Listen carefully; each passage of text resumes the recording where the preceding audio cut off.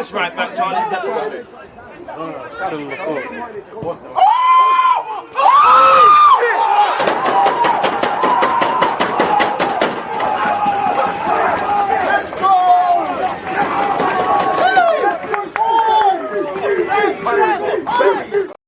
People deluded, I'm back again. Come on, Ian, man. Come on. Because you always use that active when like defenders are being given like.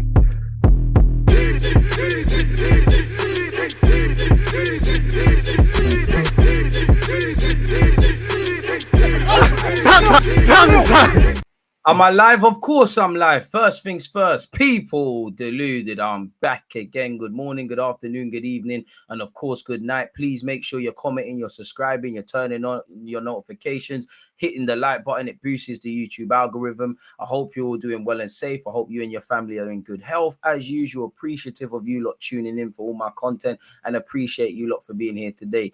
You know, as I always say, you know, it's January, it's the 11th of January, it's silly season, it's transfer season, the dream is free, the hustle is sold separately. You know, Mudryk appears closer or not closer to where you read people, because some people are saying, while it's progressing and I's are being dotted, T's are being crossed, fine, the details are being hashed out.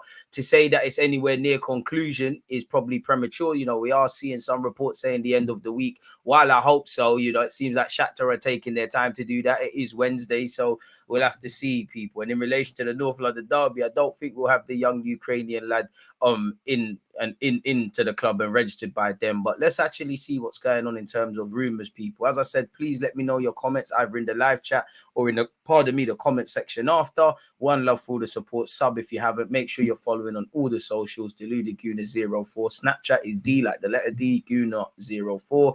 If nothing more, make sure you're following on Twitch. Also Deluded, that's actually just Deluded Gooner, but Twitch, YouTube community tab, and obviously Twitter, because and Instagram actually as well, because that's where I typically update you and post my videos and things. So if the notifications let you down, you know where to go. Enough rambling. Ricardo Melonia said Arsenal have a deal with Mudryk and his entourage. More details on this Italian publication. Now, everybody, every publication, every journalist is gonna, you know, in school where you might not have done your homework, but your brethren's done it, and 5 of you haven't. One has, and he'll give it to you. And you know, the paragraphs that are at the end, you might put them at the front. You change a couple adjectives and put a couple other grammars in places. That's what these journalist dons are gonna do. You know, some are obviously plugged up. Obviously, an English club negotiating with a Ukrainian club. I know football's universal, but for me, a Ukrainian club negotiate with an English club. The news is being emerged by an Italian publication. If it's not for Romano and them guys, I'm a bit sort of whatever, because typically it's the local media or, you know, the Ornsteins and these sort of guys that for me give it some credibility. I'm not saying anyone else does not have credibility, people, but you get the point. Sorry, people, the lemonade slapping and my throat felt a bit dry. You know, I've got Tottenham Hotspur in my hand right now. Bottle you can't see because of the green screen, obviously.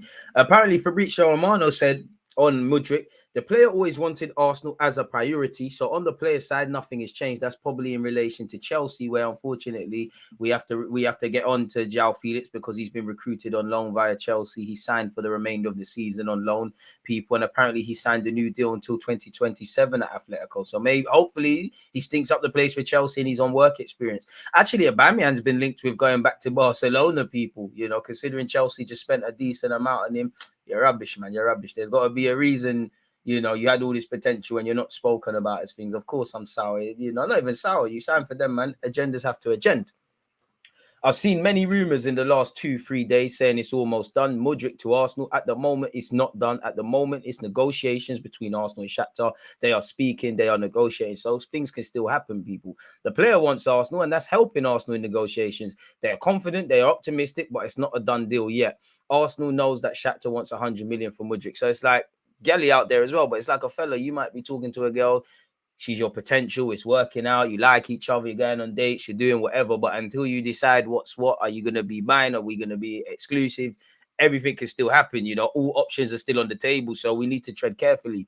The player wants to go. The player wants to go to Arsenal. So this is actually anything we haven't known. The player is obsessed with Arsenal. We see his social antics. So there's also this kind of respect for the player. And this is why I feel in the end, they could accept something less than 100 million euros, 88 million quid, I think that equates to. But as of right now, they're still asking for 100 million euros. Let me just say, Arsenal are really confident because they are speaking to Shakhtar every single day. That's the first bit that gives me some encouragement. They are pushing in negotiations. They are trying to find a way to give Shakhtar what they want, but not guaranteed 100 million euros. Talks ongoing. Arsenal are confident, but it's not done yet. And again, we've seen that already. People shout to all the Arsenal Twitter dons that do all of these things and keep a good look on things and whatnot. Let's see if there's anything new in this regards, people. Not necessarily. So it is what it is. Will be an Arsenal player. Journalist appears to confirm Gunners have signed one of the jewels of European football. Mudryk will be an Arsenal player, according to ESPN journalist George Baravele, who has praised the signing on his Twitter account. I hope so, my guy. I hope so. I really do. But at this moment, we've heard so much about Mudryk. He needs to sign. Gunner blog has been speaking, and he's kind of not poured cold water on the Mudryk deal, but kind of distanced himself from being in the know and things and excitement of fans, which I can't blame him. I've actually rate that as well, people. Sometimes when I'm talking on a podcast, I forget that it's going to get exaggerated and become news. The point does stand. From what I understand, reports that the deal is done or close to being done are premature. Talks continue, and there's optimism from those close to negotiations that an agreement can be reached. So there's optimism, there's a willingness and things like that. So let's see what's going on, people. But fundamentally, as you can see, while it's moving, it's not done yet. In terms of Sergej Milinković-Savić, where anything linking us out of players out of Italy, I'm always naturally pessimistic. Can you forgive me? Because Locatelli, Zanolio, Torreira and Xhaka are actually going to Italian clubs. We've kind of been here before, but I'm sure a lot of us would like Sergej Milinković-Savić, whose contract is running down. This report says, while we felt like we've been linked with him and Declan Rice, we felt, if anything, there's summer moves. If we just look at it on face value, with the dream being free, hustle sold separately, smash the like button, people, anything is up for debate. Sergej Milinković-Savić could leave Lazio during the January transfer window. Lazio president would accept a loan of 10 million euros with obligation to buy at 40 million in the summer. I mean, 50 million quid for a year left on his deal. Probably about right, didn't we? Weren't that similar fee we was rumored to have offered in July of last year. Arsenal and Juventus would be ready to make a move for him, and apparently he does want to go to Juventus. So I think in relation to Sergej Milinković-Savić, I think it's just purely paper talk. He's got a lot of qualities. He's grown up in Portugal. He's learnt the craft in Lazio. He comes from a footballing family. He's obviously got the physicality, over 6 foot, really. Technical brilliance, can play in a number of roles. Obviously, him and Xhaka, there's geopolitical sort of stuff in that regards where some fans pour cold water on it. He's someone that's always been linked with Arsenal, primarily United and Chelsea, and actually Juventus, and nothing's actually happened. But with him contracted until 2024, you could imagine that the possibility of signing a new deal at Lazio is still there, but probably the beginning of the end at the Rome-based club, in it. So we'll have to watch that one. More on that. Kesman, it's behind the paywall, by the way, people, so we can't read it. But shout out to Don Draper. He said he's got the comments. He said the agent of Sergej Milinković-Savić has advised his client not to sign a contract extension with Lazio, obviously because that puts more pressure on either Lazio to give him a better deal or strengthens his hand in terms of leaving between January and more likely in the summer. The contract of the Serbian is expiring in 2024. Juventus have offered a 6 million signing on fee if he agrees to join them. Arsenal have made an offer of around 40 million, people. So it all depends what you read. Soon to be Arsenal player, by God's grace, is in training with Shakhtar as they begin for, their own domestic and European, where the Europa League campaign is concerned, to resume, people. So it's within his best interest. And one wonders, obviously there was a break with the World Cup and Ukraine weren't there, but the Premier League has got back as soon as that, in it, and the games have been coming thick and fast. If we've all had to play in not only the Premier League, the FA Cup, and now the League Cup, and you have seen he's been working with personal trainers and things. But how fit is he? What is his condition? Because to a degree, nothing can really replicate match fitness, playing in games and things. So how off the pace would he be at Arsenal if he signed tomorrow? On top of, obviously, he wouldn't necessarily walk into the first team. So it's in his best interest to keep training, really, not do the down in tools thing and that, because, you know, you need to give yourself the best possible start once you get this move to the Premier League, which has been a dream of yours, allegedly. Apparently, Chelsea's interest in Mudryk was just explanatory. They didn't have exploratory people. They didn't have an intention of bidding the asking price of 88 million. It's like trying to talk to a girl for some of you out there, and then they say no, and then like some of you, you know, sad though, say your butters anyway. You didn't think she was butters when you thought she'd have your chat. Fair enough, Chelsea, man. I'm here to push agendas. As we know, people, Mudryk was allegedly spotted in deep conversation with the Shakhtar, the next chief. I don't know. They could have, you know, they could have been talking about food. It could have just been a catch up. Some people have gotten 2 and 2 and gotten $1 million. Maybe they were speaking about Arsenal. Who knows? But you know, a man whose job is to be a footballer who works for a company in other terms in Shakhtar, he's obviously going to cross paths with a CEO or whatever, and they're having a conversation. Hopefully he said, yeah, man, what's the progress on the move? But you'd imagine if he's asking anything, he'd ask his agent, wouldn't he? So I don't know any of that. But currently he is in Turkey, people, on a midwinter training camp with the Ukrainian Premier League, reaching the halfway point, people. Apparently, Arteta's Gunners had been warned by Shakhtar that they only have a minimal chance of landing their price target in January, as they refuse to meet his £88 million valuation. Bit pessimistic. We know we've had 2 bids, people. Initially 52 million, then we increased it to 62. Apparently, we're still 20 odd million short. We've heard it's mainly based on bonuses and things like that. So we'll have to see how these things happen, but it would have been lovely. Obviously, it hasn't worked out for Raphinha, and Barcelona have a backdrop of needing to get rid of players because of some financial issues similar to Juventus. We've heard Fati, De Jong, Depay's been linked with Arsenal, Man United, and latest today, Atletico Madrid. And there's been a couple of other players, and it just hasn't worked out for Raphinha. You know, at 25, 26 years of age, got his dream move to Barcelona. I think he needs to relearn a lot of things, really. You know, again, if you're the smartest kid in school, in an average school, and then you go to it, they send you to a specialist school where they have all some of the smartest young people in the country, you're going to be average. And Barcelona are not going to praise you for getting the ball and lashing it 30 yards, because one, everyone can do that. Couple of wingers in the team Fati can do that. Dembele could do that. It's about everything else. And he did frustrate at the World Cup. Arsenal did try to get him in the summer. We were third choice because he said Barca, then Chelsea because of the Champions League aspect, and then us. But you know, Edu did try. If there's an opportunity to take advantage of Barcelona's scenario, I wouldn't be against Raphinha. I'm not gonna lie. I'm still taking him, but it does feel a bit when you see him play for Brazil and Barca that, oh, maybe, you know, God was on our side. You know, things happen for a reason, sort of thing. For what it's worth, Arsenal have been handed a second chance to land one of their top summer targets, with Barcelona reportedly ready to consider offers for 3 forwards in January. I mean, 6 months into a £55 million deal, you'd have to really not rate him. And would Raphinha want to give up on this dream move already? You know, living in Leeds and Barcelona, playing for Leeds and Barcelona with respect is 2 different things. And I know we can't really afford to act bougie, but, you know, you didn't want to join us in the first place. Forget about it. And what would Barca want? Because they'd want to kind of get closer to their 55 million. Anyone that's interested in Raphinha, you might say, you know, 35, 40. You ain't got a leg to stand on. Why hasn't it banged? As you can see here, he has started just 7 of the 16 La Liga games this season. And to be fair, he was played on the left-hand side where it did look a bit predictable. As we know, you know, apparently Barca are prepared to sell Raphinha in January, along with Ferran Torres and Ansu Fati. Ferran Torres, another player who is linked with us. Chelsea came even closer to signing Raphinha than Arsenal, having agreed a transfer fee with Leeds, but their frustration at the Brazilians' lack of desire to negotiate, paired with their loan capture of João Felix, is likely to rule them out the run. I mean, if you could get him on loan with an option, why not? Again, Raphinha could be an alternative to Mudryk, who is thought to be Mikel Arteta's preferred forward arrival. I wouldn't like, again, I know Raphinha more than Mudryk, but just because you turfed us and we was your third choice and it seems like there's more of a willingness, I would like both. Why not? But I'd more want us to get Mudryk confirmed than Raphinha, because at least Mudryk don't look like damaged goods right now. Arsenal and Chelsea have been battling it out over the last couple of weeks for Mudryk, with Mikel Arteta's side still appearing to lead the race for the Shakhtar, the next winger.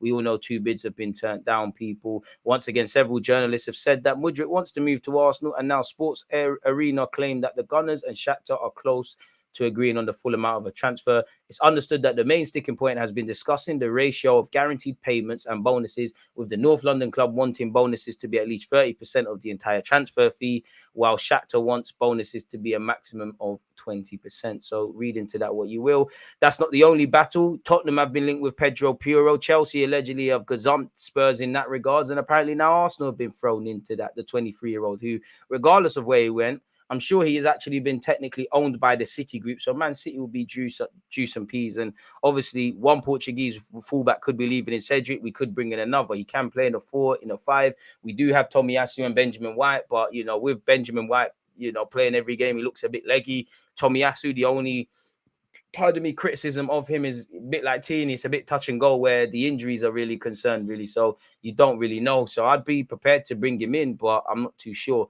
Apparently, Sporting will only let the player go in the case of his 45 million euro release clause triggered. And not that right back wouldn't be a priority, but when you look at it, I don't think we bring in a striker, but you could say striker, left, let's just say wing, striker, winger.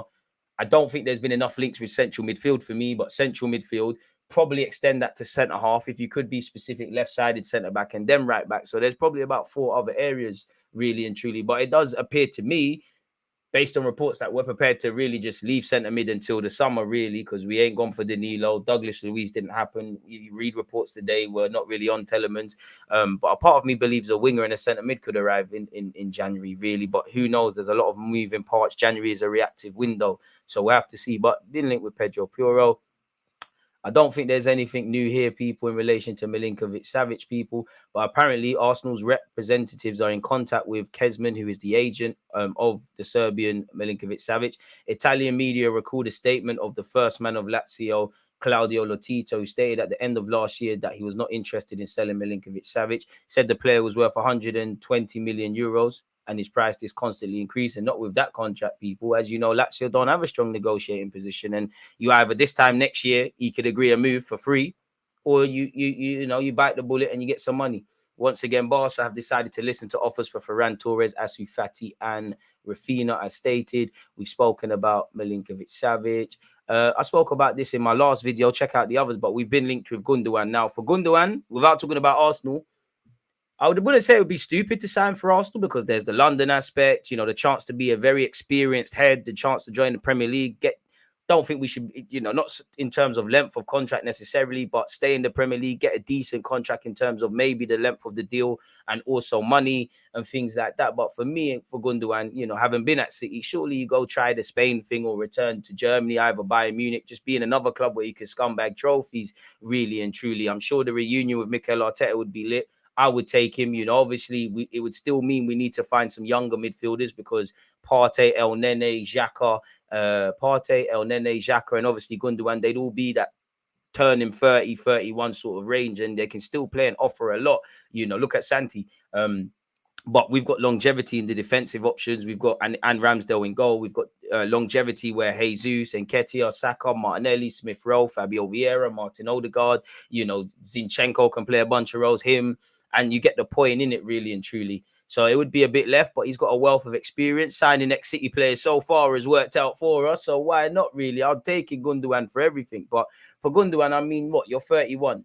If our team takes about 2-3 years to mature and kind of where we find ourselves in the league right now, if that becomes the norm and it takes 2-3 years, that's great for Saka and all these guys because they're not even 25 yet. He's 33. Now, again, you can't see age and panic. If anything, the last 18 months, Joaquin, Zlatan, Giroud, Messi, Ronaldo, Luka Mudryk, Benzema. There's a lot of old heads that are still doing dirt. So it all depends how you look after yourself and all these things, man. If Gundogan wanted to sign for us, either in January or probably next summer, because it says we're in talks with his agent about the possibility of signing him on a free. Why not? I'm not too sure if Ozil will give a good recommendation on Arteta, but he might give a good recommendation to his fellow, Turkish/German man about Arsenal Football Club, really. So if he's on it, make it happen. But the dream is free. The hustle is sold separately. This is from last May, really, when Gundogan was having some talks. This was actually from last May. Talks ongoing between Gundogan's agent and Man City board. No discussions about a new deal, just about his future with serious chances to leave the club.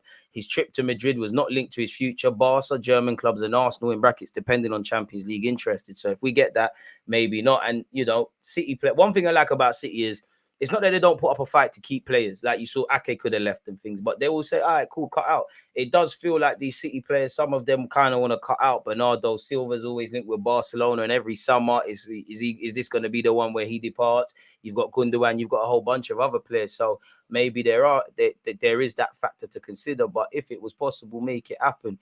Completely off topic, but in relation to Arsenal news, Guendouzi is getting closer to joining Unai Emery or reuniting with Emery and returning to the Premier League and joining Aston Villa. Aston Villa currently have bidded 25 million plus add-ons, rising to 30 million people.